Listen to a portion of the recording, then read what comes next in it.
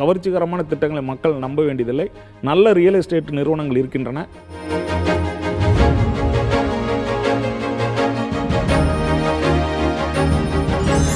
நம்ம வாங்க போகிற இடம் இங்கே தான் இருக்குதுன்னு நம்ம அசர்டைன் பண்ணிக்கிட்டு தான் நெக்ஸ்ட் ஸ்டெப்புக்கே போகணும். அது எப்படி பண்ணணும்னா,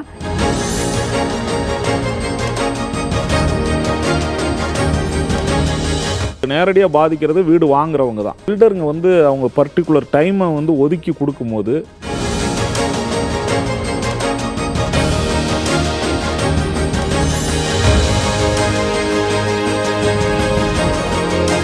எல்லாமே ஆன்லைன் தான். எதுவுமே நேரடியாக போய் மனு கொடுக்க முடியாது. ஆன்லைனில் அப்ளை பண்ணும் போதே எல்லா டாக்குமெண்ட்ஸையும்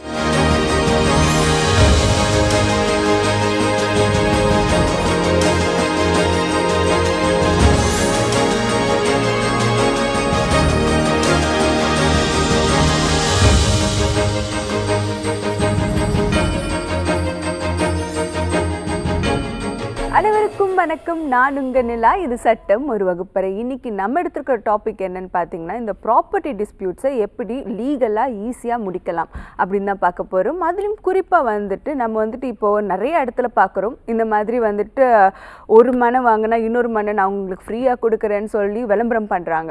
ஸோ இதெல்லாம் வந்துட்டு லீகலாக ரெரா வந்து இதை எப்படி பார்க்குறாங்க அப்படிங்கிறத தான் நம்ம தெளிவாக பார்க்க போகிறோம். அதை பற்றி நம்மளுக்கு தெளிவாக எடுத்து சொல்கிறதுக்காக 2 வழக்கறிஞர்கள் நம்ம கூட நினைச்சிருக்காங்க. First we have with us Jayakannan sir. Vanakkam sir. He has more than 25 years of experience in handling civil, criminal and matrimonial cases in both Madras High Court as well as in lower court. We welcome you to the show sir. அடுத்து நம்ம கூட இணைஞ்சிருக்கிறது Purnima ma'am. வணக்கம் ma'am. She has more than 24 years of experience in handling civil, criminal and matrimonial cases in both Madras High Court as well as in lower court. அப்படி இன்னைக்கு நம்ம நிகழ்ச்சிக்கு கால் பண்ணி reach பண்ண முடியாத நேயர்களுக்கு நம்ம குழுவினர் கொண்டு வந்த சேவை தான் ஹலோ எஸ்ஓவி. அதாவது 9944010692 என்ற எண்ணுக்கு நீங்கள் ஹலோ எஸ்ஓவின்னு சொல்லி ஒரு மெசேஜ் அனுப்பிச்சு விட்டிங்கன்னா நம்ம குழுவினர் உங்களுக்கு ஒரு ஃபார்ம் அனுப்பிச்சிடுவாங்க. அதில் உங்கள் கேள்விகளை கேட்கலாம். நம்ம குழுவினர் உங்களை காண்டாக்டும் பண்ணுவாங்க. வாங்க இன்னைக்கு நம்ம நிகழ்ச்சிக்குள்ளே போகலாம். சார், இந்த இப்போ நம்மளோட குறிப்பான இன்னைக்குரிய டாபிக் இது மாதிரி வந்து நிறைய விளம்பரங்கள், நீங்கள் வாங்க இங்கே வந்துட்டு நல்லா பக்கத்துலேயே இருக்குது. ஆக்சுவலி 2-3 விஷயங்கள் நம்ம இதை பற்றி பேசணும். ஒன்று வந்து பார்த்திங்கன்னா வந்துட்டு அவங்க வந்துட்டு லொக்கேஷன் வந்து எங்கே சொல்லுவாங்கன்னா வந்துட்டு ரொம்ப பக்கத்துலேயே இருக்குது, இந்த ரயில்வே ஸ்டேஷன் பக்கத்தில் இருக்குது. எக்ஸாக்ட்லி. ஸோ அந்த மாதிரிலாம் சொல்லுவாங்க. ஆனால் போய் பார்த்தா வந்து அது ரொம்ப தள்ளி இருக்கும். அது ஒரு ஏமாத்துற மாதிரி ஒரு விஷயம். செகண்ட் வந்துட்டு ஒரு மனை வாங்கினா 2 மனை வாங்கலாம், 100 மனை நாங்கள் உங்களுக்கு பக்கத்துலேயே ஃப்ரீயாக கொடுப்போம் அப்படிலாம் வந்து விளம்பரம் பண்ணுறாங்க. ஸோ இதெல்லாம் லீகலாக ரெரா வந்துட்டு என்ன சொல்கிறாங்க, இதை பற்றி கொஞ்சம் எடுத்து சொல்லுங்களேன் சார். நீங்கள் கேட்கக்கூடியது எப்படின்னா, இப்போ ஆடி மாத தள்ளுபடி மாதிரி. அதாவது என்னென்னா, ஒரு மனை வாங்கினால் இன்னொரு மனை வந்து இலவசங்கிறது மக்களை கவர்வதற்காக சொல்லப்படுகின்ற ஒரு செய்தி. அப்படி வாய்ப்பே இல்லை. அதாவது அவங்க என்னென்னா, ஒரு 2 மனையை வந்து அதற்கான தொகையை ஃபிக்ஸ் பண்ணிவிட்டு அந்த ஒரு மனைக்கு அதை காட்டுவாங்க. ஓகே. உங்களுக்கு வந்து எந்த சைட்டுமே பார்த்தீங்கன்னா நகர் பகுதிகளில் இருக்காது. புறநகர் பகுதிகளில் குறிப்பாக வந்து பார்த்திங்கன்னா நம்ம போகக்கூடிய தூரம் வரக்கூடிய தூரம்லாம் மிக அதிகமாக உள்ள தூரமாக இருக்கும். ஓகே. அப்படி சென்னைக்கு மிக அருகில் நம்ம வந்து ஒரு நகைச்சுவைக்காக சொன்னால் கூட சென்னையை ஒட்டிய உள்ள பகுதிகள் எல்லாமே வளர்ச்சி அடைஞ்சதுனால அது சென்னைக்கு மிக அருகில் தான். ஓகே.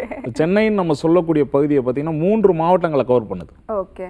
அதனால் சென்னைன்னு அவங்களால எளிதாக சொல்ல முடியும். சென்னை நீங்கள் வந்து பாரிஸும் சென்னை தான், அது கடைசியாக வந்து தாம்பரமும் இங்கே சென்னை தான், அந்த பக்கம் ஆவடி சென்னை, இந்த பக்கம் நீங்கள் காணாத்தூர் வரைக்குமே சென்னை தான். புரியுது. அதனால் சென்னைக்கு மிக அருகில்னா அதில் எந்த பகுதியும் நம்ம பார்க்கணும். ஒரு செய்தி. இன்னொன்று, நீங்கள் சொல்லக்கூடிய அந்த ரெரா இதெல்லாம் கவனிக்குதானா, ரியல் எஸ்டேட் சம்மந்தப்பட்ட எந்த விஷயங்களையும் பொதுவாக நம்முடைய சட்ட அமைப்புகள் கண்காணிப்பதில்லை. ஓகே. இது வந்து நம்ம மக்களுக்கு வந்து ஒரு விழிப்புணர்வுக்காக சொல்கிறோம். அவங்க தான் வாங்குபவரே விழித்திரு அப்படின்னு சொல்கிறோம் இல்லையா, பையஸ் பிவேர். ஆமாம், அதுதான். அந்த அடிப்படையில் நம்ம எந்த இடத்த வாங்க போகிறோமோ எந்த பகுதியில் இருக்குங்கிறத நம்ம தான் முடிவு பண்ணணும். ஓகே. ரியல் எஸ்டேட் சம்மந்தப்பட்ட நிறுவனங்கள் செய்வதெல்லாம் என்னென்னா, ஒரு குறிப்பிட்ட பகுதியை முதல்ல அவங்க வந்து பார்த்துட்டு அந்த பகுதிக்கு ஒரு பவர் வாங்கிக்குவாங்க. அந்த பகுதிக்கு முழுமையான தொகையை கூட கொடுக்க மாட்டாங்க. ஓகே.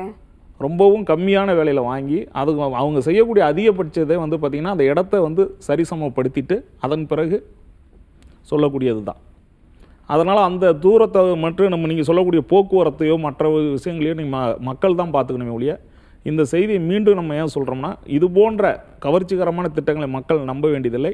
நல்ல ரியல் எஸ்டேட் நிறுவனங்கள் இருக்கின்றன. அந்த நிறுவனங்களை நீங்கள் பார்த்து பதிவு செய்யப்பட்ட நிறுவனங்களான்னு பார்த்துட்டு அதன் பிறகு இடங்களை வாங்கலாம். Okay. Okay sir, thank you sir. Ma'am, இப்போ வந்துட்டு நம்ம இது ஒரு டாப்பிக்காக போயிட்டுருக்கு. இன்னொன்று வந்துட்டு நம்ம என்ன பார்க்கணுன்னா வந்துட்டு இந்த ஏமாற்றுறாங்கன்னு சொல்கிறாங்க பாருங்களேன். இந்த லேண்டு வந்துட்டு ஒரு லேண்டை காமிச்சிட்டு இன்னொரு லேண்டை வந்துட்டு அவங்க வித்துடுறாங்க. மக்களுக்கு வந்துட்டு அது வந்து ஆக்சுவலி விழிப்புணர்வு இருக்க மாட்டேங்குது. ஏன்னா அவங்க டாக்குமெண்ட்ஸ் யாரையும் ஒழுங்காக படிக்கிறது இல்லை. என்ன பண்ணுறாங்க, இந்த சர்வே நம்பர் ஈஸியாக இருக்குது அப்படிங்கிற மாதிரி அவங்க பார்த்து வாங்கிடுறாங்க. வாங்கினதுக்கு அப்புறம் தான் தெரியுது நம்மளுக்கு சொன்ன லேண்டு வேறு, இது லேண்டு வேறு அப்படிங்கிற மாதிரி வந்துட்டு நிறைய கன்ஃபியூஷன்ஸ். ஆக்சுவலி மக்கள் ஒரு ப்ராப்பர்ட்டி வாங்குகிற மக்கள்கிட்டே வந்துட்டு சார் சொன்ன மாதிரி பையர்ஸ் ஷுட் பி பிவேர். ஆனால் அவங்க யாருமே வந்து அந்த அளவுக்கு பிவேராக இருக்கிற மாதிரி இல்லை. ஏன்னா அவங்க வாங்கிடுறாங்க, சர்வே நம்பர் எங்கே இருக்குன்னு தெரியல, அதே மாதிரி ப்ராப்பர்ட்டி வந்துட்டு எந்த ஏரியா எந்த எஸ்டென்ட் அதெல்லாம் தெரியல.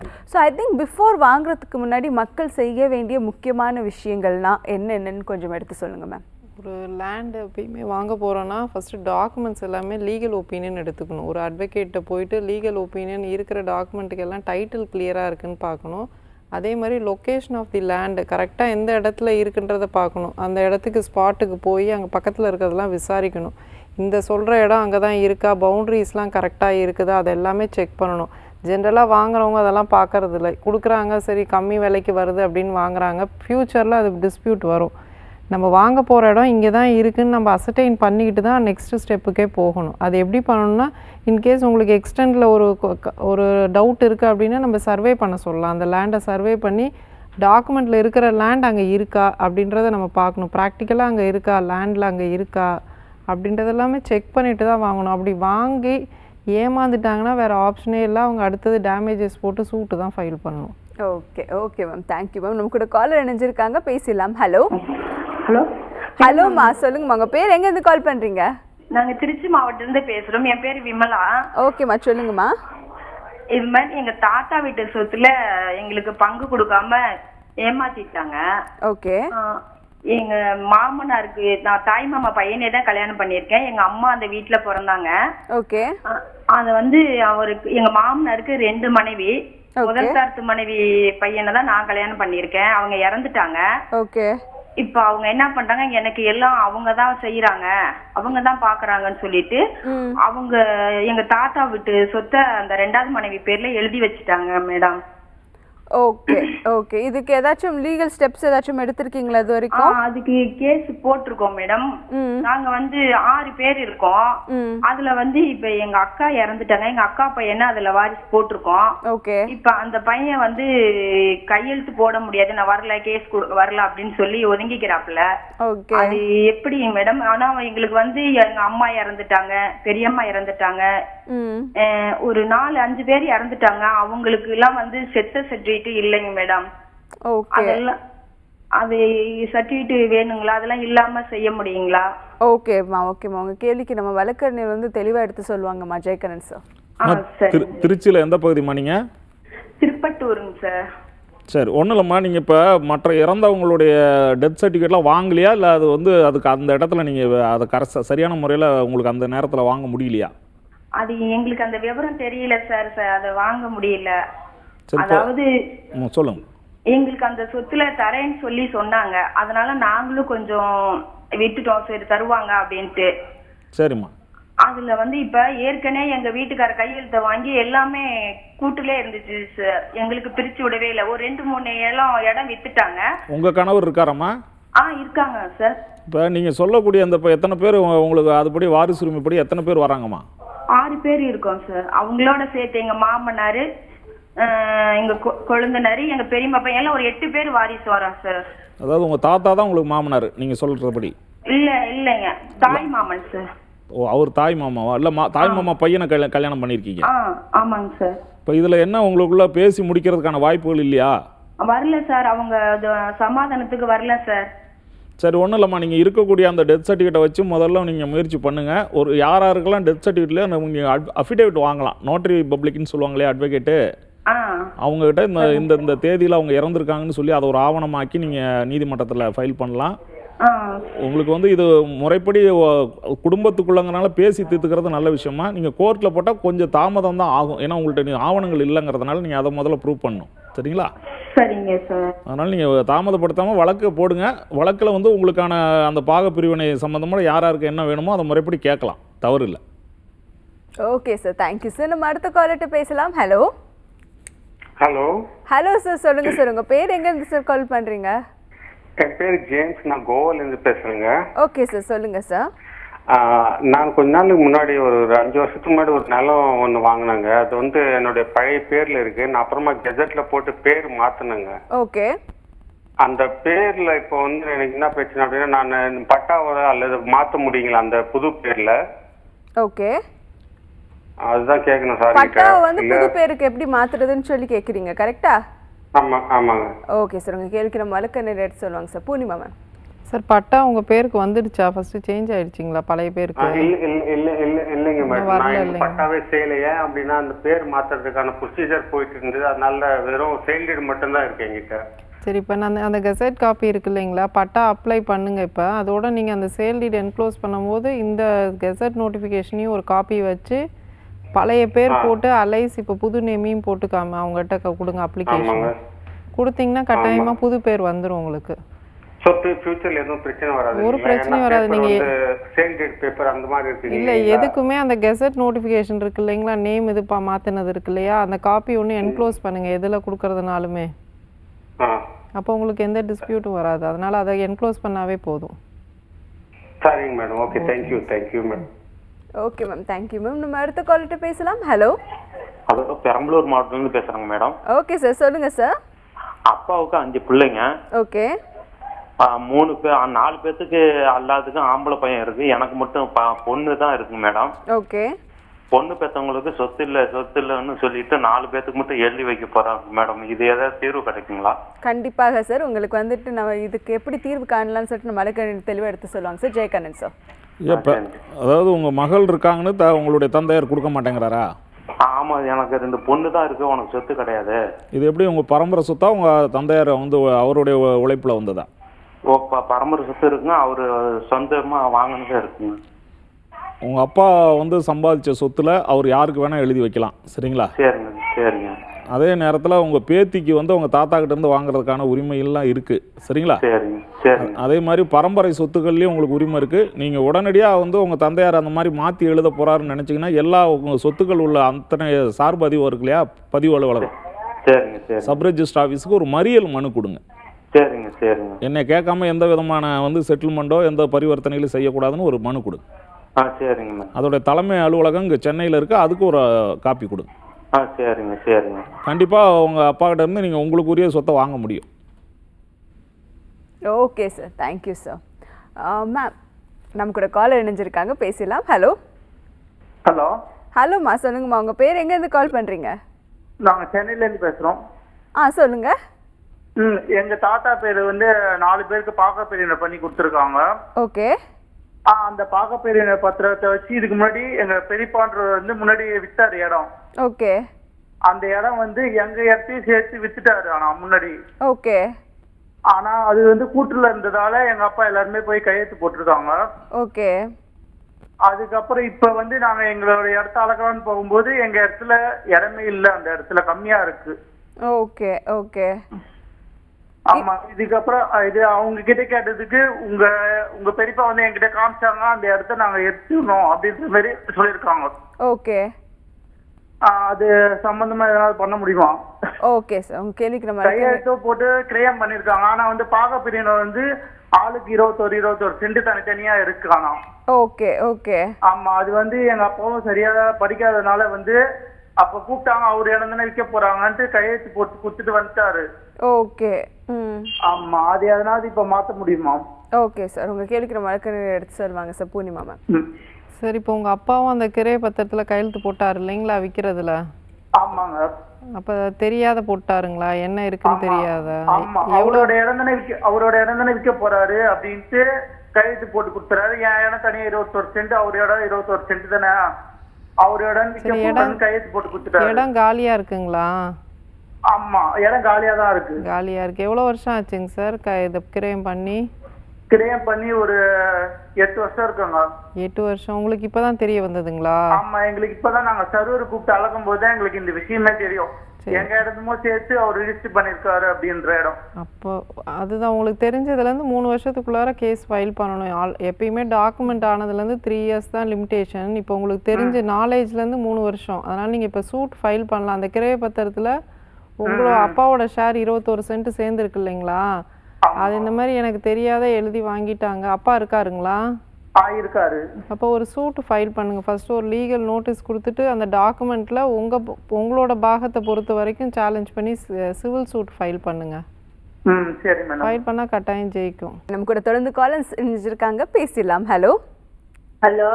ஹலோம்மா, சொல்லுங்கம்மா, உங்க பேர் எங்க இருந்துமா கால் பண்றீங்க? பேர் ரேவதி, நான் சென்னையில இருந்து பேசுறேன் மேடம். ஓகேம்மா, சொல்லுங்கம்மா. இங்க ஊர்ல பூர்வீக செஞ்சில பூர்வீக இடம் இருக்கு மேடம். ஓகே. அங்க நிலமும் இருக்குது, வீட்டு மனையும் இருக்குது. ஓகே. நிலம் வந்து முன்னாடியே கொஞ்சம் எழுதி கொடுத்துருந்தாங்க. அது வந்து இப்போ நாங்க வீட்டு மனை போய் கேட்டதுக்கு வீட்டு மனை எல்லாம் கொடுக்க முடியாது, அவங்க அண்ணன் பேர்ல தான் இருக்கு. 40 வருஷமா அவர் பேர்ல தான் இருக்குது வீட்டு மனை. அது வந்து இப்ப எல்லாம் என்னால கொடுக்க முடியாது, என் புள்ள பேர்ல எழுதிட்டேன், நீங்க என்ன பண்ணிக்கிறீங்களோ பண்ணிக்கோங்கன்ற மாதிரி பேசுறாங்க அவங்க. இப்ப நம்ம எதுனா பண்ண முடியுமா மேடம் அவங்க? ஓகேம்மா, என்ன பண்ணலாம்னு சொல்லிட்டு நம்ம வழக்கறிஞர் எடுத்து சொல்லுவாங்கம்மா. ஜெயகண்ணன் சார். யாருமா உங்களுக்கு சொல்றா? உங்க மாமியாரா? மாமியார்லாம் இல்ல, மாமியார் மாமனார் இல்ல. இப்போ யாரு உங்களுக்கு அந்த மாதிரி இல்லைன்னு சொல்றா? அவங்க எங்க வீட்டுக்காரருடைய அண்ணன் சொல்றாரு சார் அந்த மாதிரி. அவர் பேர்ல எழுதியிருக்காங்கன்னா உங்களுடைய பரம்பரை சொத்து அவர் பேர்ல எப்படி எழுதியிருப்பாங்க? அவரு வந்து அவங்க அப்பா சின்னதுலயே இறந்துட்டாரு. சரி. அவரு வந்து அப்புறம் மெயின்டைன் பண்றது அவங்க அண்ணன் தான் அந்த மெயின்டைன் பண்ணியிருந்தாரு, பயிர் வைக்கிறது எல்லாமே பண்ணியிருந்தாரு. இன்னமும் நிலமும் பிரிக்கவே இல்லை, எழுதி கொடுத்தாங்க அவ்வளவுதான், ரெஜிஸ்ட்ரேஷன் எதுவுமே பண்ணவே இல்லை. உங்களுக்குள்ள பிரிச்சுக்கிட்டீங்க? ஆமா, எங்களுக்குள்ள சும்மா எழுதி வாங்கிக்கணும். இப்போ விவசாய நிலத்தை யாரு அங்க பாத்துக்கிறா? அவருதான் சார் பாத்துக்கிறாரு. விவசாய நிலத்தையும் அவரு தான் பாத்துக்கிறாரு. இது வரைக்கும் எங்களுக்கு எதுவுமே கொடுக்கல. ஒரு 10 வருஷத்துக்கு முன்னாடி வந்து ஆளுக்கு 5000 ரூபாய் கொடுத்தாரு. சரி. 10 வருஷம் ஆயிடுச்சு அது மாதிரி கொடுத்து. ஒரு டைம் கொடுத்தாரு 5000. இவருக்கு 5000 ரூபாய், இவங்க நடுக்கு 5000 ரூபாய் கொடுத்தாரு. அதுக்கு முன்னாடி வந்து ஒரு 2-3 வருஷம் 2500 ரூபாய் 5000 ரூபாய் வந்து 2 பேருக்கு கொடுத்துருந்தாரு. அந்த மாதிரி கொடுத்தாரு. அதம்மா, அது வந்து உங்களுடைய அந்த இடத்துக்குள்ளது மாதிரி கொடுத்துருப்பாங்க. இப்போ உங்களுக்கான இடங்களை வந்து பிரித்து வாங்கணும்னா நீங்கள் முறைப்படி ஒரு அட்வொகேட் நோட்டீஸ் ஒன்று கொடுங்கம்மா, லீகல் நோட்டீஸ் கொடுங்க. ஏன்னா இது இப்ப வந்து இடம் வந்து பிரிச்சு கொடுத்துட்டாங்க, நிலம் வந்து பிரிச்சு கொடுத்துட்ட சொல்றாங்க. வீட்டு மனை வந்து என் புள்ள பேர்ல எழுதிட்டேன் நானு, நீங்க எங்க போய் என்ன பண்றீங்களோ பண்ணிக்கோங்க அப்படின்ற மாதிரி சொல்றாங்க சார். அவர் தனியா எழுதுனது செல்லாதுமா. ஒருவேளை உங்க மாமனார் முறைப்படி எழுதி ரெஜிஸ்டர் பண்ணியிருந்தா வேணா அவருக்கு போயிருக்கும். அவரு முறைப்படி எழுதல, அவர் சின்னதுல இறந்தது. ஒன்றும் இல்லை, நீங்க வீட்டு மனைக்கும் சேர்த்து உங்களுக்கு கேஸ் போடலாம். நீங்க உடனடியே தாமதப்படுத்தாம ஒரு லீகல் நோட்டீஸோ இல்லை வழக்கோ போடுங்க. சரிங்களா?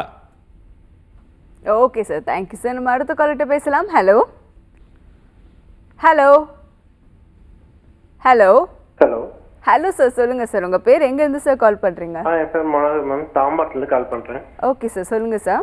இப்போ அக்கா வீட்டுக்காரர் வந்து பாத்தீங்கன்னா கூட்டா இருந்த நிலத்தை வந்து பாகுப்புரின்னு உயிரோட இருக்கிறதுல பிரிச்சுட்டாரு மேடம். ஓகே. அப்ப வந்து அவங்களுடைய அம்மாவுக்கு ஒரு செட்டில்மெண்ட் பண்ணி பிரிச்சாங்க. இப்ப அவர் இறந்துட்டாரு. ஓகே. இப்ப என்னன்னா எனக்கு அதுல எனக்கு பங்கு இருக்கு, எனக்கு அது நிலத்தை பிரிச்சு திரும்பவும் பாகப்பிரிவினை பண்ணி கொடுக்கணும் அப்படின்னு சொல்லி கேக்குறாங்க. அதனால வந்து அவருடைய பேர் பட்டாக்கு மாத்திட்டாரு, அவர் உயிரோட இருக்க சொல்லுவேன். Okay okay. இன்னொரு மேம், அவரு கடன் வாங்கி வீடு கட்டியிருக்காரு. அந்த வீட்டுலயே எனக்கு பாகப்பிரிவினை வேணும், நான் கடன் காசு கொடுக்க முடியாது, எனக்கு பாகப்பிரிவினை வேணும், அதுலயும் வேணும்னு கேக்குறாங்க. Okay okay sir, okay sir. இதை எப்படி வந்துட்டு டீல் பண்ணலாம் அப்படிங்கறத நம்ம மேம் எடுத்து சொல்லுவாங்க. Poornima ma'am. Sir already partition பண்ணிட்டாங்க இல்லையா, அம்மாவுக்கு ஒரு ஷேர் கொடுத்துட்டாங்களா? கொடுத்துருக்காங்க, பத்திரத்துல மென்ஷன் பண்ணிருக்காங்க மேடம். பண்ணிருக்காங்களா? இப்போ இவர் இறந்துட்டாரு, இவருக்கு வாரிசு சர்டிஃபிகேட்ல அம்மாவும் ஒரு வாரிசுன்னு வராங்கல்ல? ஆமா மேம். அதனால அம்மாவுக்கு அதுல வாரிசு அடிப்படையில இருக்குங்க சார். Okay madam. ஆனா அது நம்ம பாகப்பிரிவினை பண்ணிருக்கோம் இல்ல மேடம், அதுக்கும் பேமெண்ட் பண்ணிருக்கோம். இல்ல அதுல பண்ணியிருந்தாலுமே இப்போ லீகலா அவங்களும் ஒன் ஆஃப் தி லீகல் ஹேர்னு வருது இல்லைங்களா? உங்க அக்கா, அவங்க அம்மா, அப்புறம் பசங்க எல்லாரும் இருப்பாங்கல்ல வாரிசு. நீங்க அவங்க இன்கேஸ் நீங்க கொடுக்க வேணாம், இன்கேஸ் கேஸ் அது இதுன்னு போட்டாங்கன்னா அப்போ வேணா பாத்துக்கோங்க. அது வரைக்கும் கொடுக்கணுன்ற அவசியம் கிடையாது. ஏன்னா ஏற்கனவே அவங்களுக்குரிய பாகத்தை கொடுத்தாச்சு. ஆனா அவங்களுக்கு லீகல் ஹேர்ன்ற ரைட்ல அவங்களுக்கு உண்டு. Okay ma'am.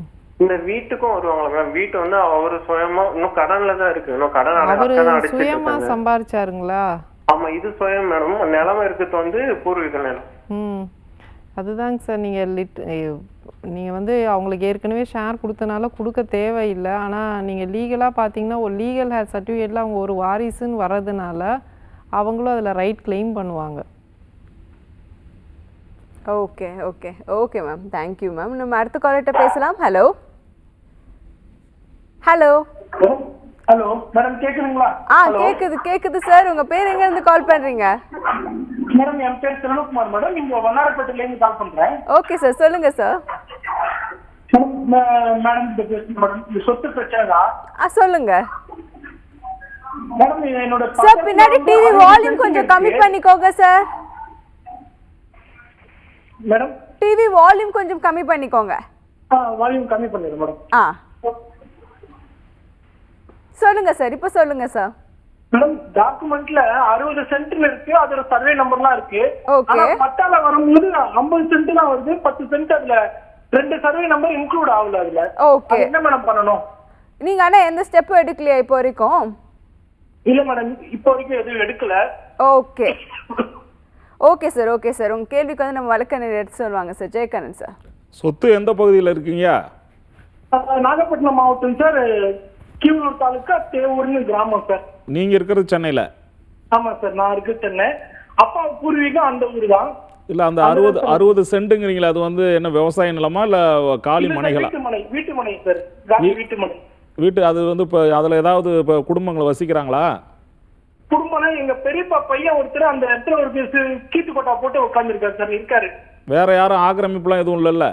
இல்ல, ஆக்கிரமிப்பு இல்ல சார், ஆக்கிரமிப்பு கிடையாது. அந்த 10 சென்ட் வந்து ஒரு வேளை வழிக்கு ஏதோ பாதைக்கு விட்டுருக்கக்கூடிய வாய்ப்புகள் இருக்கு, சரிங்களா? அதை நீங்க சர்வேருக்கு அளக்க சொல்லி கேட்டீங்கன்னா அந்த 10 சென்ட் ஒரு வேளை வேற எந்த சர்வே நம்பர்லயாவது சேர்ந்துருந்தா அதை திருப்பி நீங்க கேட்க முடியும், சரிங்களா?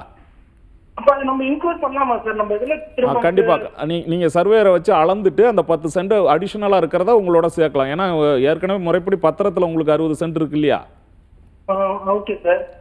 பட்டால தான் மாறி இருக்கிறதுனால அந்த 10 சென்ட் எந்த வகையில ஏதோட அரசு பயன்பாட்டுக்கு ஏதாவது இருக்கா என்னங்கிறத கொஞ்சம் பாத்துங்க.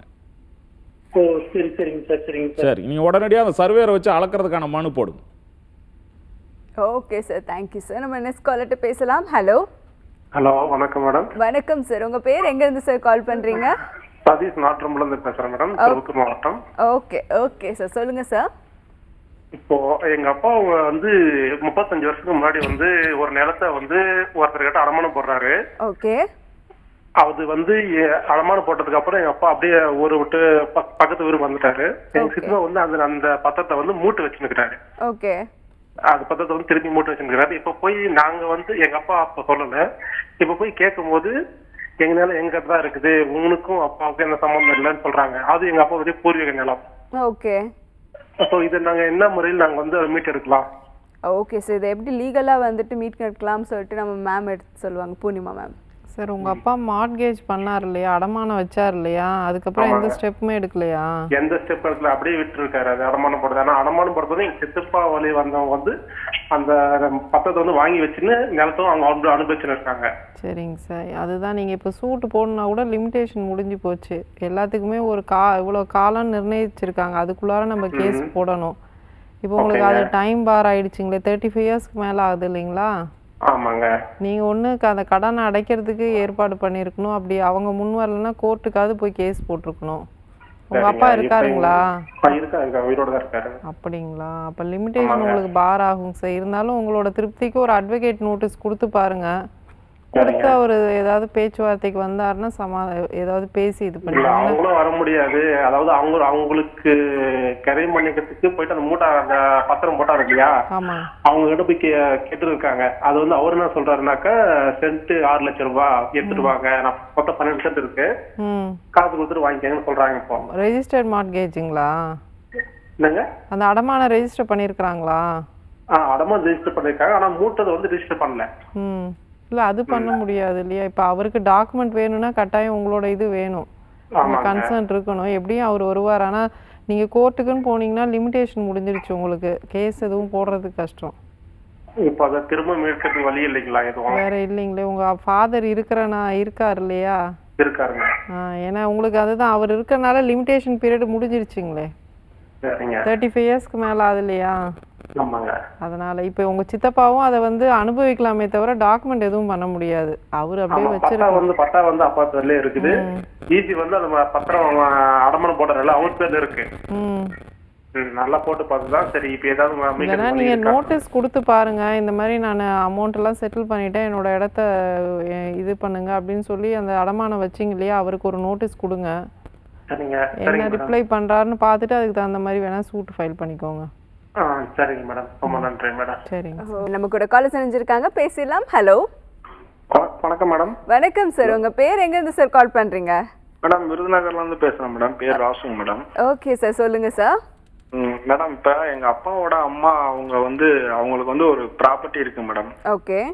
விருதுநகர் பக்கத்துல. ஓகே. விருதுநகர்ல இருந்து சாத்தூர் போற பக்கம் ரோட்ல இருக்கு. Okay okay sir. இப்ப வந்து பாத்தீங்கன்னா எங்க அப்பாவோட அம்மா இறந்துட்டாங்க. அவங்க கூட பிறந்த 4 அண்ணன் தம்பி 4 பேரும் இறந்துட்டாங்க. ஓகே. இப்ப அவங்களோட வாரிசும் எங்க அப்பாவோட அம்மா பையன் மட்டும் இருக்காப்ல. ஓகே.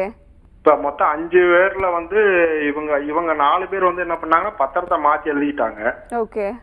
இப்ப வந்து எங்க அப்பாவுக்கு பேரை மறைச்சு அவங்க 4 பேருக்கு மட்டும் பத்திரம் பண்ணிக்கிட்டாங்க மேடம். Okay okay. அது கேஸ் போட்டா உங்களுக்கு எப்படி கிடைக்குங்களான்னு கேட்கறதான் கூட்டம் மேடம். ஓகே சார், கேஸ் எப்படி போடலாங்கிறத நம்ம வழக்கறிஞர் எடுத்து சொல்லுவாங்க சார். ஜெயகண்ணன் சார். விருதுநகர் மாவட்டங்களா? ஆமாங்க சார், விருதுநகர் மாவட்டம் சார். அதாவது உங்க தந்தையோட பிறந்தது எத்தனை பேர் சொன்னீங்க? சார் எங்க அப்பாவோட, அதாவது எங்க அப்பா கிடையாது சார், எங்க அப்பாவோட அம்மாங்க சார். பாட்டி? எங்க பாட்டிங்க சார். எங்க பாட்டி கூட பிறந்தவங்க மொத்தம் வந்து 6 பேருங்க சார். 6 பேர்ல 4 பசங்க 2 லேடிஸுங்க சார். 2 லேடிஸ்ல உங்க பாட்டிக்கு வர வேண்டிய சொத்து கொடுக்கல? ஆமாங்க சார், அதாவது கொடுக்கலைங்க சார். எங்க பாட்டி இறந்துட்டாங்க, அவங்களோட அண்ணன் தம்பி அவங்களும் இறந்துட்டாங்க. இப்ப அவங்களோட பசங்க மட்டும்தான் இருக்காங்க. வாரிசுகள் அடிப்படையில உங்களுடைய அப்பா உங்களுக்குலாம் எதுவும் தரல? ஆமா, எங்க அப்பா மறைச்சிட்டாங்க சார். வாரிசு அடிப்படையில எங்க அப்பாவுக்கு வர வேண்டிய பங்கு அவங்க கொடுக்கல. இது எப்போ உங்களுக்கு தெரிய வந்தது சார்? இது வந்து இப்ப அவங்க பத்திரம் பதிவு பண்ணப்ப இப்போ ஒரு 6 மாசத்துக்கு முன்னாடி தெரியுங்க சார் எங்களுக்கு. சரி, உங்களுக்கு சொத்து சம்பந்தமான அத்தனை ஆவணங்களும் இருந்தா பாருங்க, இல்லைன்னா காப்பி ஆஃப் டாக்குமெண்ட் போட்டு எடுங்க. சரிங்களா? சப் ரெஜிஸ்டர் ஆஃபீஸில் எடுக்கலாம். சரிங்க சார். அவங்க என்னன்னா இப்போ வந்து வாரிசு சான்றிதழ் கேட்குறாங்க சார். அதாவது வாரிசு சான்றிதழில் உங்களுக்கு வந்து உங்களுடைய அதான் பேரை பாட்டி அதாவது அப்பா பேரை விட்டுட்டு பண்ணியிருக்காங்க. அதாவது எங்க பாட்டி பேரே விட்டுட்டாங்க சார். அதான் பாட்டி பேரை விட்டுட்டதுனால தான் உங்க அப்பா பேர் அதில் வரல. ஆமாங்க சார், ஆமாங்க சார். அதனால இது எல்லாத்தையும் சேர்த்து ஒரு விவரமா ஒரு லீகல் நோட்டீஸ் கொடுங்க. சரிங்களா? சரிங்க சார். எங்களுடைய குடும்பத்தை நீங்க விட்டுட்டு ரெஜிஸ்டர் பண்ணது செல்லாதுன்னு ஒரு நோட்டீஸ் கொடுங்க. நீங்க வழக்கும் போடலாம், உங்களுக்கு வாய்ப்புகள் இருக்கு. சரிங்களா? கண்டிப்பா வாய்ப்பு இருக்குமா சார்? கண்டிப்பா இருக்கு. அந்த டெத் சர்டிஃபிகேட்ல மற்ற சர்டிஃபிகேட்லாம் நீங்க உடனடியே ரெடி பண்ணிட்டு வாரிசு சான்றிதழ் வந்து பாட்டி இறந்ததுக்கான சர்டிஃபிகேட் இருக்குங்க சார். பாட்டி வந்து இறந்ததுக்கான சர்டிஃபிகேட் எங்க கிட்ட இருக்குது. இல்ல, அந்த சர்டிஃபிகேட் இருக்குங்க. உங்களுக்கு அந்த வாரிசு சான்றிதழ பாட்டி பேரை சேர்க்கலன்னு சொல்றீங்க இல்லையா? ஆமாங்க சார். அதை வந்து நீங்க கலெக்டர் ஆஃபீஸ்லயும் மற்ற அங்க இருக்கக்கூடிய ரெவன்யூலையும் ஒரு புகாரா கொடுங்க. அவங்க வந்து எங்க கிட்ட வாரிசு சான்றிதழ் மாதிரி கேக்குறாங்க சார். நீங்க உங்க பாட்டி பிறந்ததுக்கான என்ன ஆதாரம் இருக்குன்னு எங்க கிட்டே திருப்பி கேக்குறாங்க சார். ஆமா, நீங்க தானே அப்புறம் அதுக்கான மனு கொடுத்து தானே, ஏன்னா உங்க பாட்டி அதுல ஒரு வாரிசுங்கிறது நீங்க தானே ப்ரூவ் பண்ணணும். அதான் சார், நீங்க அப்ப அவங்களோட சேர்ந்து உங்க பாட்டி பேரும் வரணும்ன்றாங்க சார். அதுதான் அவங்க உங்களுடைய பாட்டி பேரை எடுத்துட்டு பண்ணியிருக்காங்க. நீங்க புதிதா அப்ளை பண்ணிட்டு இந்த மாதிரி அவங்க மோசடியா ஒரு வாங்கியிருக்காங்க, வாரிசு சான்றிதழ் வாங்கியிருக்காங்கன்னு சொல்லுங்க. சரிங்களா? சரி சார். போடுங்க, உங்களுக்கு வாய்ப்பு இருக்கு. Okay sir, thank you sir. நம்ம கூட நெக்ஸ்ட் காலர் இணைஞ்சிருக்காங்க, பேசிடலாம். ஹலோ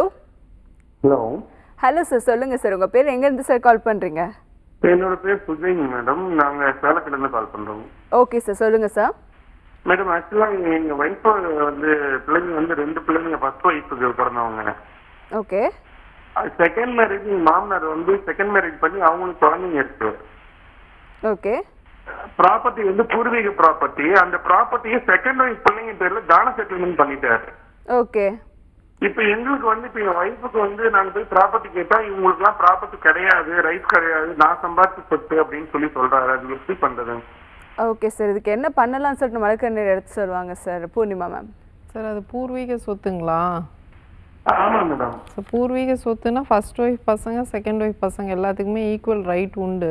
உங்கள் ஒய்ஃபை விட்டுட்டு எழுதுனது தப்பு தான். அந்த செட்டில்மெண்ட் டீடை சேலஞ்ச் பண்ணி பார்ட்டிஷன் சூட் ஃபைல் பண்ணலாங்க சார். அது ஆனால் அவர் சம்பாரித்த சொத்துன்னா அவர் யாருக்கு வேணால் கொடுக்கலாம். பூர்வீக சொத்துனா உங்கள் ஒய்ஃபுக்கு ரைட் கட்டாயமாக உண்டு. இல்ல மேடம், ஃபர்ஸ்ட் வந்து ஒரு 4 ப்ராப்பர்ட்டி வந்து பூர்வீகமா இருந்தது. அதுக்கப்புறம் வந்து அதை இன்கமா வச்சுதான் அதுக்கப்புறம் ஒரு ப்ராப்பர்ட்டிங்க ஒரு 6-7 ப்ராப்பர்ட்டிங்க வாங்கினாரு. அவருக்கு வேற வருமானம் இல்லைங்களா இந்த பூர்வீக அவர் கவர்மெண்ட் போஸ்டிங்ல கார்பரேஷன்ல ஜாப்ல இருப்பாரு. சரி, அதுதான் அவரோட இன்கம்ங்கிறது, மற்றபடி வேற எதுவும் கிடையாது. ஓகே. இப்ப அவங்க என் மாமனாரோட அம்மா வந்து இறந்துட்டாங்க. அவங்க இல்லாதனால இப்ப எங்களுக்கு வந்து ப்ராப்பர்ட்டி கிடையாது, நான் சம்பாதிச்ச சொத்து அப்படின்னு சொல்லிட்டு அவர் சொல்லிடுறாரு.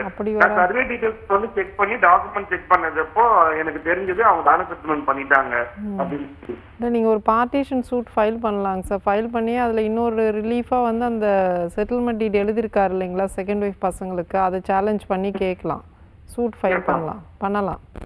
சரி சரி சரிங்க மேடம், சரிங்க மேடம். ஓகே, நம்ம அடுத்த காலர்ட்ட பேசலாம். ஹலோ இருந்து பேசுறேங்க. ஹலோ மேம், சொல்லுங்க மேம். நாங்க நாமக்கல்ல இருந்து பேசுறோமா, பட்டா சம்பந்தமா பேசணுங்க. ஓகேம்மா, சொல்லுங்கம்மா.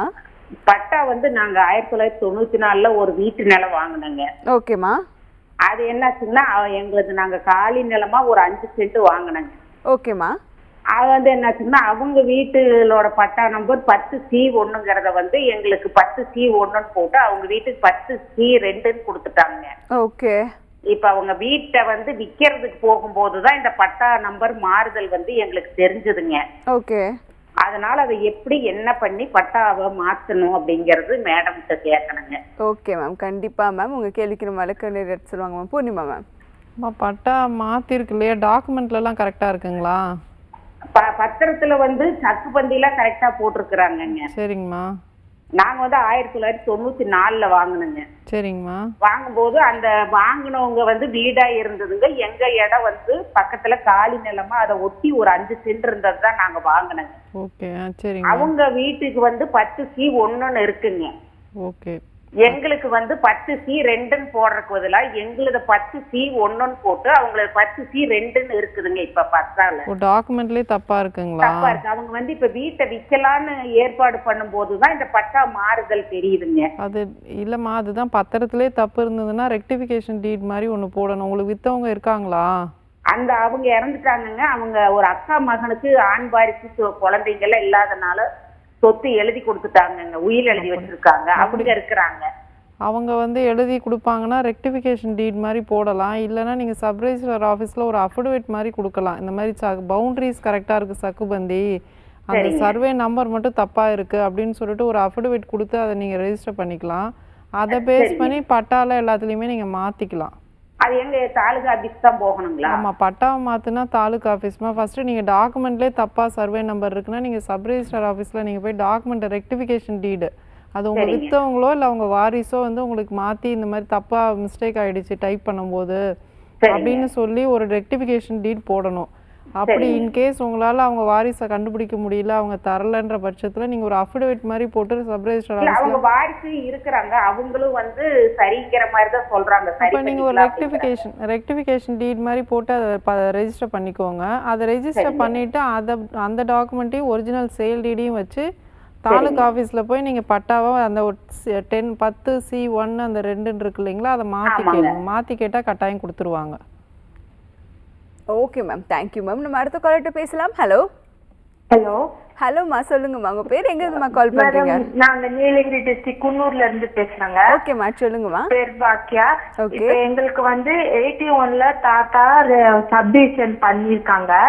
அதுல பண்ணி அதுல வந்து எங்களுக்கு வந்து எங்க டாக்குமெண்ட்ல வந்து ஒரு கால்வாய் போகுது, நீரோட கால்வா ஒண்ணு இருக்கு. அந்த பக்கத்துல இருக்கிற லேண்டுக்கார் வந்து 2003ல அவங்க வாங்கியிருக்காங்க. அந்த கால்வாயோட தான் அவங்க வாங்கினாங்க. அந்த கால்வாய் வாங்கினதுக்கு அப்புறம் அவங்க வாசல் பெருசு பண்ணணுன்றதுக்காக வேண்டி அந்த கால்வாய் அடைக்காம 10 வீட்டு தண்ணி போகுதுங்கிறதுனால அவங்க வந்து திருப்பி அவங்க இதுலதான் விட்டாங்க. ஆனா அவங்க அந்த லேண்ட் வாங்கிட்டனால அது ஃபுல்லா வேலையை போட்டு அடைச்சிட்டாங்க மேம். இப்ப எங்களுடைய 10 வீட்டு தண்ணியும் அந்த கால்வாயில போகாம அப்படியே தேங்கியிருக்கு. இப்ப அவங்க சப்டிவிஷன் பண்ணிட்டனால அவங்க ஆர்ஐல ரெவென்யூ டிபார்ட்மெண்ட் வந்து அளந்து கொடுத்தாலும் நாங்க சப்டிவிஷன் பண்ணிட்டு அது அவங்க பட்டா லேண்டுக்குள்ள போகுதுன்னு ப்ராப்ளம் பண்றாங்க. அது எப்படிங்க மேம் நாங்க சரி பண்ண முடியும்? ஓகேம்மா, உங்க கேள்விக்கு நம்ம வழக்கறிஞர் எடுத்து சொல்லுவாங்கம்மா. ஜெயகண்ணன் சார், நீங்கள் அந்த நீலகிரியில் அந்த உங்களுடைய அந்த நீர் பகுதி என்னமோ ஓடைங்களா? ஆமாங்க சார். அது வந்து ஊத்து தண்ணி தான், அது எப்பவுமே வந்துகிட்டே இருக்கும். அதுல இப்ப வேஸ்ட் வாட்டர்ல இருந்து எல்லாமே, ஏன்னா மேல இருந்து கீழ் பக்கமா தான் தண்ணி இல்ல வருதுங்க. அது இல்ல நான் கேக்குறது என்னன்னா அது குடிநீர் கால்வாயா இல்ல சாதாரணமா வர இல்ல சார், தண்ணியா? ஊத்து தண்ணி கால்வாய், அதுல இருந்து நீர் வந்துகிட்டே தாங்க சார் இருக்கும். அதுக்குள்ள வந்து எல்லாருடைய வேஸ்ட் வாட்டரும் அந்த கால்வாயில தாங்க சார் வரும். அந்த தண்ணி எங்க போய் சேருதுமா? அந்த தண்ணி வந்து ஒரு ஆறு இருக்கு, அது அப்படியே அந்த ஆத்துல போகும். அது ஒரு கொஞ்சம் தூரம், ரொம்ப தூரம். அது அவங்க வீட்டுல இருந்து போய் தாங்க சார் போகணும். ஆனா அவங்க வாங்கும்போது அந்த ஓனர் உயிரோட இருக்கும்போது அவங்க எந்த ப்ராப்ளமும் பண்ணல.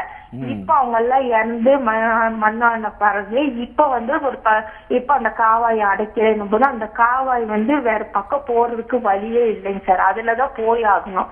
ஆனா அவங்க எங்க பட்டால இருந்து நாங்க பண்ணிட்டோம், நாங்க விட மாட்டோம் அப்படின்னு சொல்றாங்க. இல்ல இப்போ உங்களுடைய அந்த 10 வீடா 10 எத்தனை வீடு ஆமாங்க சார், 10-15 வீடு இருக்குங்க. அந்த வீட்டுக்கு எல்லாத்துக்கும் கழிவு நீர் கால்வாய்னு தனியா நீங்க அமைச்சுக்கலையா? கழிவு நீர் கால்வாய்னு என்னோட டாக்குமெண்ட்ஸே இருக்குங்க சார். இல்ல அந்த தண்ணியில ஊத்து தண்ணி போறதுல கலந்துடக்கூடாது, அது தண்ணி அவங்களுடைய பட்டா இடங்கிறதுனால உங்களுக்கு ஊத்து தண்ணினால அது அந்த காவாயிலே அந்த ஊத்து தண்ணியோட வந்துகிட்டே தான் சார் இருக்கு, எந்நேரமும் வந்துகிட்டே தான் சார் இருக்கு. சரி, உங்களுக்கு வந்து நீலகிரி மாவட்டமாமா? ஆமாங்க சார், நீலகிரி குன்னூர் சார். நீங்கள் ஒன்றும் இல்லை, உங்கள் தாசில்தார் பகுதிக்கும் மற்ற மாவட்ட கலெக்டருக்கும் இது சம்மந்தமாக ஒரு மனு கொடுங்க. உங்களுக்கு கால்வாய் நீர் முதல்ல நல்ல தண்ணியில் போய் கால்வாய் தண்ணி அந்த வேஸ்ட் வாட்டர் கலக்கிறதே தவறானது. நல்ல தண்ணியும் அதில் வரும், அது கால்வாயோடவே சேர்ந்து தான் சார் வரும். நம்ம தண்ணியே ஊற்றலனாலும் அது அந்த தண்ணி வந்துட்டே தான். சரிதாம்மா, இப்போ நீங்கள் சொல்லக்கூடிய கால்வாய் போய் ஒரு ஆற்றுல கலக்குதுங்கிறீங்களா? அது எல்லாம் வேஸ்ட் வாட்டர் போதில்ல. அது அந்த ஆறு போகிற இடம், அந்த கால்வாய் வேஸ்ட் வாட்டர் போகிற இதுதாங்க சார் அது. சரி, எதுனாலும் உங்களுடைய அந்த தண்ணீர் வேஸ்ட் வாட்டர் போறதுக்கான வழிமுறையை அவங்க பண்ணி தான் கொடுக்கணும், அவங்க தடுக்க முடியாது. சரிங்களா? நீங்க உடனடியாக நீலகிரி கலெக்டருக்கு எல்லாரும் சேர்ந்து பொதுவா ஒரு மனு கொடுங்க, அதன் அடிப்படையில் உங்களுக்கு பண்ணி கொடுப்போம். மாதிரி நாங்க கொடுத்தா இவங்க என்ன சொல்றாங்கன்னா அது சிவில் பிரச்சனை, முனிசிபாலிட்டி நாங்க ஒண்ணும் பண்ண முடியாதுங்கிறாங்க. ஆர்ஐ டிபார்ட்மெண்ட்ல இது நீங்க பேசிதான் தீர்க்கிறோம். நாங்க பேசியும் பார்த்துட்டோம், ஒரு பைப்பை கொடுத்து விடுறோம்னு நாங்க கேட்டு எதுக்குமே அவங்க சம்மதிக்க மாட்டேங்கிறாங்க சார். சரி, அப்போ நீங்கள் கோர்ட்டுக்கு தான் போகணும். கோர்ட்டில் ஒரு வழக்கு போடுங்க. எங்களுடைய அந்த மாதிரி கழிவு நீரை வந்து தனிப்பட்ட முறையில் அவர் வந்து அதற்கானதை வழிமுறையை செய்யல, அவருக்கு உத்தரவு கொடுக்கணும்னு சொல்லி ஒரு நீதிமன்றத்தில் ஒரு வழக்கு போடலாம். Okay sir, thank you sir. நம்ம அடுத்த கால்கிட்ட பேசலாம். Hello madam. வணக்கம் சார், உங்க பேர் எங்க இருந்து சார் கால் பண்றீங்க? என் பேர் வந்து அழகேசன் மேடம், திருவண்ணாமலையில இருந்து பண்றாங்க மேடம். ஓகே சார், சொல்லுங்க சார். ஒன்னும் இல்லைங்க மேடம், என்னோட சிஸ்டர் வந்து ஒரு சிவில் கேஸ் ஃபைல் பண்ணிருக்காங்க. ஓகே. எங்க அப்பா பேர்ல இடம் இருந்தது மேடம். Okay sir. அதுல வந்து வீடு வந்து நான் கன்ஸ்ட்ரக்ட் பண்ணிட்டேன், வீடு கட்டிட்டேன். ஓகே. அந்த வீட்டும் எனக்கு பார்க்க வேணும்னு அவங்க கேஸ் பண்ணாங்க மேடம். ஓகே சார், உங்களோட கேள்விக்கு வந்து இதை எப்படி கொண்டு போகலாங்கிறத நம்ம வழக்கறிஞர் எடுத்து சொல்லுவாங்க சார். பூர்ணிமா மேம். சார், அது உங்கள் அப்பாவோட சுய சம்பாத்தியங்களா பூர்வீக சொத்துங்களா? அப்பாவோட பூர்வீக சொத்து தான் மேடம். பூர்வீக சொத்துங்களா? அப்பா இருக்காருங்களா? அப்பா இறந்துட்டாருங்க மேடம். அப்படிங்களா? பூர்வீக சொத்துன்னா எல்லா வாரிசுக்கும் உரிமை இருக்கு இல்லைங்களா? ஆமாங்க மேடம். அதை பேஸ் பண்ணி தான் கேட்குறாங்க. அதனால் நீங்கள் ஏதாவது பேசி, நீங்கள் காசு போட்டு கன்ஸ்ட்ரக்ஷன்லாம் பண்ணியிருக்கீங்க இல்லையா, அதனால் பேசி ஏதாவது செட்டில்மெண்ட் பேசி அவங்களுக்கு ஏதாவது ஒரு தொகையை கொடுக்குற மாதிரி இது பண்ணிட்டு அவங்ககிட்ட ஒரு ரிலீஸ் டீட் மாதிரி எழுதி வாங்கிக்கோங்க. வேறு ஆப்ஷன் இல்லை. இப்போ இருக்கிற சட்டத்தில் பெண்களுக்கும் பங்கு உண்டு இல்லைங்களா? ஆமாங்க மேடம். அதனால் கொடுத்து தாங்க சார் ஆகணும். Okay okay okay madam. அப்படி உங்களுக்கு வீடு நீங்கள் குடியிருக்கிற வீடுன்னா அவங்ககிட்ட பேசி சமாதானமாக அதுக்குரிய தொகையை கொடுத்துக்கோங்க. மேம், இப்போ வந்துட்டு முக்கால்வாசி பேரோட பிரச்சனைன்னு பார்த்தீங்கன்னா வந்து இந்த பட்டா அப்ளை பண்ணுறது, பட்டா வாங்குறது, இது ஒன்று தான் பிரச்சனை மேம். ஆக்சுவலி இதை நம்ம நிறைய எபிசோட்ஸ்லேயும் நம்ம வந்து அவேர்னஸாகவும் சொல்லியிருக்கோம், நீங்கள் ஆன்லைன்லேயே வாங்கலான்ட்டு. பட் ஆக்சுவலி ரியாலிட்டின்னு பார்த்தீங்கன்னா வந்து கொஞ்சம் கஷ்டப்பட்டுட்டு தான் இருக்காங்க. அப்ளை பண்ணுறதா இருக்கட்டும், அதுக்கப்புறம் வந்துட்டு அவங்க வாங்குறதுக்கு சில கஷ்டங்கள் இருக்குது. ஸோ அதை எப்படி மேம் அவங்க வந்துட்டு எதெல்லாம் பண்ணால் உங்களுக்கு பட்டா ஈஸியாக கிடைக்கும் கொஞ்சம் எடுத்து சொல்லுங்கள் மேம். இப்போ இன்னைக்கு பொசிஷனில் என்னென்னா நம்ம சேல் டீட் ரெஜிஸ்டர் பண்ணும்போதே ஆன்லைன்லேயே அப்ளிகேஷன் தாலுக்கா ஆஃபீஸ் போயிடும். அப்படி இல்லாத பட்சத்தில் நம்ம போயிட்டு இப்போ எல்லாமே ஆன்லைன் தான், எதுவுமே நேரடியாக போய் மனு கொடுக்க முடியாது. ஆன்லைனில் அப்ளை பண்ணும் போதே எல்லா டாக்குமெண்ட்ஸையும் அவங்க அதோட அப்லோட் பண்ணிக்கணும். இ-சேவை மையத்துக்கு போனோம்னாவே நம்ம பட்டா கேட்குறோம் இல்லையா, அந்த இடத்துக்கான டாக்குமெண்ட் நம்மகிட்ட என்னென்ன இருக்கோ அது எல்லாமே அப்லோட் பண்ணி நம்ம பட்டாக்கு அப்ளை பண்ணணும். அவங்க சீனியாரிட்டி பேசிஸில் இப்போ ஒரு அப்ளிகேஷனும் டிஸ்போஸ் பண்ணுறாங்க. இன்கேஸ் ரொம்ப டிலே ஆகுது அப்படின்னிங்கன்னா நீங்கள் ஹைகோர்ட்டில் ஒரு ரிட் பெட்டிஷன் போடலாம். உங்களோட மனுவை சீக்கிரம் பரிசீலனை பண்ணணும் அப்படின்னு சொல்லிட்டு நீங்கள் ஒரு ரிட்டு போட்டிங்கன்னா அதில் ஒரு டைரெக்ஷன் கொடுப்பாங்க. ஒரு 6 வீக்ஸோ 8 வீக்ஸ்க்குள்ளாரையோ உங்கள் அப்ளிகேஷனில் ஆர்டர்ஸ் போட சொல்லி பண்ணுவாங்க. இன்கேஸ் ஏதாவது டிஸ்பியூட் இருக்குது, 2 பேர் அந்த இடத்துல லேண்ட் கிளைம் பண்ணுறாங்க அப்படின்ற பட்சத்தில் 2 பேரையும் கூப்பிட்டு என்கொயரி நடத்தி அதுக்கப்புறம் தான் ஆர்டர்ஸ் போடுவாங்க. Okay ma'am, thank you ma'am. Sir, நம்ம இப்போ இந்த ரெரா ப்ராஜெக்ட் பற்றி பேசிக்கிட்டு இருந்தோம் சார். இன்னொரு முக்கியமான விஷயம் பார்த்தீங்கன்னா வந்துட்டு இந்த பில்டர்ஸ் அண்ட் பையர்ஸ் கிட்ட ஒரு பிரச்சனை இருக்குது. என்னென்னா வந்து பில்டர்ஸ் வந்துட்டு நான் இந்த டைம்குள்ளே உங்களுக்கு கொடுத்துருவேன் அப்படின்னு சொல்லிட்டு காசு வாங்கிடுறாங்க. பட் என்ன ஆகுதுன்னா பல வருஷமாக வந்து அது தள்ளி போய்கிட்டே இருக்குது. ஸோ அப்படி இருக்கிற பட்சத்தில் வந்துட்டு கஸ்டமருக்கும் லாஸ் ஆகுது, ஆக்சுவலி பில்டருக்கும் லாஸ் தான் ஆகுது. ஏன்னா அவங்க என்ன சொல்கிறாங்க, எங்களுக்கு ஒன்றும் கட்டி முடிக்க முடியல அப்படிங்கிற மாதிரி சொல்கிறாங்க. ஸோ இந்த மாதிரி பிரச்சனையிலேருந்து எப்படி சார் ஆக்சுவலி ஃபஸ்ட்டு கஸ்டமர் எப்படி அவங்கள பாதுகாத்துக்கலாம்? இல்லை, நீங்கள் சொல்லக்கூடியது வந்து இப்போ நிறைய பிரச்சனைகள் அது வருது. உங்களுக்கு வந்து அந்த ரெரான்னு சொல்லக்கூடிய அந்த ஆக்ட் படி உங்களுக்கு அந்த குறிப்பிட்ட கால அவகாசத்தில் நீங்கள் வந்து உடனடியாக அதை பண்ணி கொடுக்கலன்னா நீங்கள் அது சம்மந்தமாக அவர் மேலே வழக்கு போடலாம். Okay okay. பில்டருங்க வந்து அவங்க பர்டிகுலர் டைமை வந்து ஒதுக்கி கொடுக்கும்போது அதற்கான நியாயமான கால அவகாசத்தை அவங்க கேட்கணும். அதை இன்னொரு முறை வந்து நீங்கள் சொல்ல மாதிரி அவங்க கஸ்டமர்ஸோடைய, அதாவது அந்த வீடு வாங்குறவங்களும் அவங்களுடைய சூழ்நிலைகளை அவங்க புரிஞ்சுக்காம வேண்டுமென்ற தாமதம் செய்வது நடக்குது. Okay okay. ஏன்னா பிளாட் ரேஸ் இன்க்ரீஸ் ஆகுது. அது இல்லாமல் அவங்க சொன்ன தொகையை தாண்டி அதிகமாக வாங்குறதுக்கு முயற்சி பண்ணுறாங்க. Okay okay. இதெல்லாம் பார்க்கும்போது நேரடியாக பாதிக்கிறது வீடு வாங்குறவங்க தான்.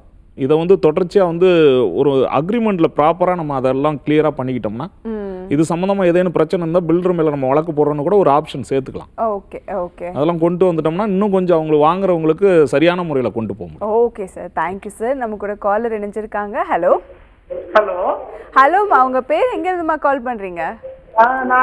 நான் கம்மூர்லேருந்து பேசுறேன்மா, நிஷா. ஓகேம்மா, சொல்லுங்கம்மா. என் வீட்டுக்காரர் வந்து சம்பாதிச்சு மேம், அது என்ன செஞ்சுட்டாரு, என்ன வந்து அவங்க ஒய்ஃப் இறந்து 7 வருஷம் என்ன கல்யாணம் கல்யாணம் பண்ணி 7 வருஷம் ஆகுது. அவங்க என்ன செஞ்சுட்டாங்க, என் வீட்டுக்காரர் முதல் தாத்த பையன் பேர்ல அந்த இருக்கிற வீட்டை எழுதி கொடுத்துட்டாங்க. ஓகே. என் கையெழுத்து வாங்காமே எழுதி கொடுத்துட்டாங்க. ஓகே. அதுக்கு ஏதாவது நான் கேஸ் போட்டா எனக்கு கிடைக்கும். ஆனா அவர் ஒய்ஃப் பேர்ல தான் சொத்து அவர் வாங்கினது. அவரு சம்பாதிச்சு தான் வாங்கினது, வெளிநாடு போய் சம்பாதிச்சு. ஓகே. அதுல கேஸ் போட்டா எனக்கு இது கிடைக்கும். ஓகேம்மா, உங்க கேள்விக்கு நம்ம வழக்கறிஞர் எடுத்து சொல்லுவாங்கம்மா. அதுக்கு முன்னாடி கொஞ்சம் டிவி வால்யூம் குறைச்சிடுங்க. ஹலோ மேம், சொல்லுங்க மேம். எடுத்து அம்மா, இது உங்க வீட்டுக்கார் சம்பாதிச்சு அவரோட முதல் மனைவி பேர்ல வாங்கினாருங்களா? ஆமாங்க. அவரு வேலையில இருக்காரா இன்னும்? இப்போ அவரு வயசு ஆயிடுச்சு. இப்போ வீட்டுல தாங்க மேம் இருக்காரு. புரியல, ரிட்டையர் ஆயிட்டாரா? இல்ல, அவர் வெளிநாட்டுக்கு போய் சம்பாதிச்சு வாங்கினாரு. டிவி வால்யூம் கம்மி பண்ணிடுங்க. அப்படிங்க மேம், கொஞ்சம் டிவி வால்யூம் கம்மி பண்ணிட்டீங்க. பையன் பேர்ல எனக்கே தெரியாம எழுதி கொடுத்துருக்காரு. இல்ல, அவங்க அம்மா பேர்ல இருந்தது அப்பா இப்படி எழுதி கொடுப்பாரு? அவங்க அம்மா பேர் அதுதாங்க மேம், அவங்க அம்மா பேர்ல இருந்தத அவங்க முதல் தாத்து பையன் அழைச்சிட்டு போய் அவங்க வீட்டுல வச்சுட்டு வந்து எனக்கே தெரியாம எழுதி வாங்கிருக்காங்க. என்ன மாதிரி பத்திரம் தான செட்டில்மெண்ட் மாதிரி பண்ணிருக்காங்க. அப்படி கொடுத்துருக்காங்களா? அவங்க தான செட்டில்மெண்ட் பண்ணி அவருக்கு ஒரு பொண்ணு, முதல் தாத்து ஒரு பொண்ணு, ஒரு பையன் இருக்காங்க. சரி. அந்த பொண்ணும் கையெழுத்து போட்டிருக்கு, எங்க வீட்டுக்காரும் கையெழுத்து போட்டிருக்காரு. அவர் பையன் பேர்ல தான செட்டில்மெண்ட் எழுதி கொடுத்துருக்காங்க. சரி, அவர் சுயமா சம்பாரிச்சது தானமா? அவர் யாருக்கு வேணா கொடுக்கலாங்களே. சுயமா சம்பாரிச்ச சொத்தை யாருக்கு வேணா அவர் கொடுக்கலாம். இப்போ வந்து நான் தாங்க நம்ம அந்த வீட்டுல இருக்கேன். என்ன 2வது கல்யாணம் பண்ணிட்டு நான் தான் இப்போ அந்த வீட்டுல இருந்துட்டு எனக்கே தெரியாம எழுதி கொடுத்துருக்காங்க. இப்போ எனக்கு ஏதாவது அதுல கேஸ் போட்டா அந்த இடத்துல உங்களுக்கு கிடைக்காது. ஏன்னா அவர் சுயமா சம்பாதிச்சாரு, அவங்க ஒய்ஃப் பேர்ல பினாமி பர்ச்சேஸ் மாதிரி வாங்குறாரு. இப்போ அவரோட முதல் தாரத்து பையனுக்கு கொடுக்குறாரு இல்லைங்களா? அவர் விருப்பப்பட்டு யாருக்கு வேணா கொடுக்கலாம். அதுல நீங்க ரைட் கிளைம் பண்ண முடியாதுங்களே. Okay ma'am, thank you ma'am. நம்ம அடுத்த காலர்கிட்ட பேசிடலாம். Hello hello hello hello. Hello sir, சொல்லுங்க சார். உங்க பேர் எங்க இருந்து சார் கால் பண்றீங்க? சார், திருச்சியில இருந்து பேசுறேன் மேடம். ஓகே சார், சொல்லுங்க சார்.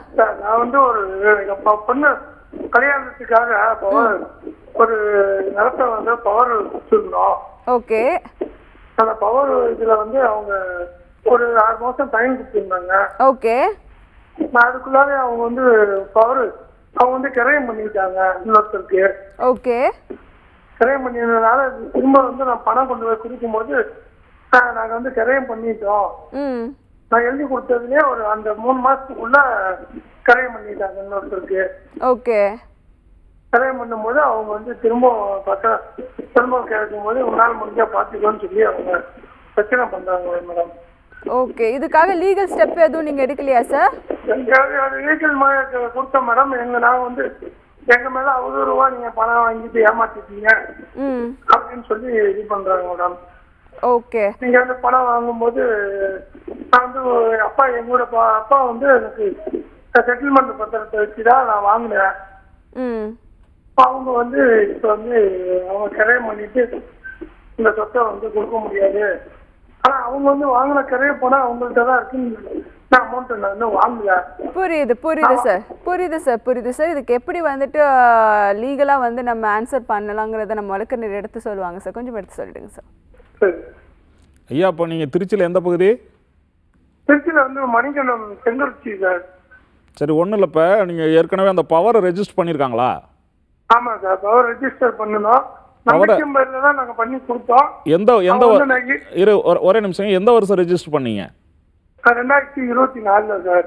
இல்லை, இப்போ வந்து நீங்கள் பவர் எழுதி கொடுத்துருந்தாலும் கிரையம் பண்ணும்போது கிரையம் நீங்கள் கொடுக்கக்கூடிய ஆளும் போகணுமே, அந்த மாதிரி அவங்கள கூப்பிடலையா? அவங்க கூப்பிடவே இல்லை சார். அப்போ நீங்கள் வந்து அவங்க அந்த ஒரு 3 மாசத்துக்குள்ளேயே நான் பவர் கொடுத்த நபர் வந்து அவர் வந்து போலியா தயார் பண்ணியிருக்காங்க. ஆமா சார், அக்ரிமெண்ட் போட்டாங்க. அக்ரிமெண்ட் போட்டு அந்த எட்ஜிலேயே வந்து 2024 எட்ஜிலேயே வந்து பண்ணிட்டாங்க. இல்லை, ஒன்றும் இல்லை. நீங்கள் உடனடியாக என்ன பண்ணுறீங்க, மாவட்ட குற்றப்பிரிவு இருக்கு இல்லையா திருச்சியில், அங்கே இதை புகாரை கொடுங்க. என்னுடைய அனுமதி இல்லாமல் கிரையம் பண்ணியிருக்காங்க, அந்த பவர் கொடுத்ததுக்கு பிறகு என்ன கான்டாக்ட் பண்ணாமல் இதெல்லாம் செஞ்சுருக்காங்கன்னு ஒரு மோசடி வழக்காக நீங்கள் கொடுக்கலாம் குற்றப்பிரிவில். நான் பண்ணியிருக்கேன் சார். பண்ணி கோர்ட்டுக்கு போகும்போது அந்த கோர்ட்டு வந்து இதாகும்போது அவங்க அதை தடுத்துக்கிட்டே இருக்காங்க. சரி, ஒன்றும் இல்லை. அப்படி ஒருவேளை மாவட்ட குற்றப்பிரிவில் நடவடிக்கை எடுக்கலைன்னா நம்ம மதுரை உயர்நீதிமன்றத்தில் ஒரு வழக்கு போடுங்க. இந்த கரையத்தை செல்லாதுன்னு சொல்லி அறிவிக்க கூறி கேட்கலாம் சார். ஆனால் பணம் வந்து நான் ஒரு 5 லட்சம் ரூபா என்னுடைய பேரில் வந்து பணம் கொடுத்ததாக வந்து அந்த கரையத்தில் காமிச்சிருக்காங்க. அதான் கிரைய ரசீது மாதிரி உங்களுக்கு முதல்ல நீங்கள் போட்டிருப்பீங்க, பவரில் வந்து உங்களுக்கு கொடுத்ததா சொல்லி போய் சொல்கிறாங்க. புரியுதுங்களா? ஆமாம் சார். அதனால தான் சொல்கிறேன், நீங்கள் மதுரை உயர்நீதிமன்றத்தில் வழக்கு போடுங்க. உங்களுக்கு அந்த கிரையத்தை முதல்ல செல்லாதுன்னு அறிவிச்சாதான் உங்களுக்கான தொகை கிடைக்கும். Thank you so much sir. Ma'am, ஒரு ஷார்ட்டான இது மேம் என்னன்னா வந்துட்டு இப்போ மேண்டமஸ்னால் என்ன அப்படிங்கிறத கொஞ்சம் மக்களுக்கு எடுத்து சொல்லிடுங்க மேம். மேண்டமஸ்னால் இப்போ ஹைகோர்ட்டில் ரிட்டு ஃபைல் பண்ணுவோம். ஜென்ரலாக ரிட்டுன்றது வந்து ஒரு கவர்மெண்ட்டுக்கு அகெயின்ஸ்டாக ஒரு டைரக்ஷன் அந்த மாதிரி கேட்குறது இல்லை, கவர்மெண்ட்டோட ஆர்டர் ஏதாவது சேலஞ்ச் பண்ணி போடுறது தான் ஹைகோர்ட்டில் வரும். சிவில் டிஸ்பியூட்டுன்ற நம்ம ஏற்கனவே பேசியிருக்கோம். 2 தனிப்பட்ட நபருக்கு வரும்போது அது சிவில் கேஸ் ஆகும். இப்போ ரிட்லேயே நான் 5 டைப் இருக்குது இல்லைங்களா, அது மேண்டமஸ்ன்றது ஒரு டைரக்ஷன் தான் கேட்போம். எந்த ஒரு குறிப்பிட்ட ஆர்டரை சேலஞ்ச் பண்ணாத, எனக்கு இப்போ ஒரு பட்டாக்கு அப்ளை பண்ணி ரொம்ப நாள் இருக்குது அப்படின்ற பட்சத்தில் மேண்டமஸ் கேட்போம். டைரக்ஷன் மாதிரி எனக்கு இந்த மனுவை சீக்கிரம் பரிசீலனிக்கணும் அப்படின்றதுக்காக கேட்குறது. மேண்டமஸில் வெறும் டைரக்ஷன் மட்டும்தான், ஆஸ் அகெயின்ஸ்ட் கவர்மெண்ட், அவ்வளோதான் கேட்க முடியும்.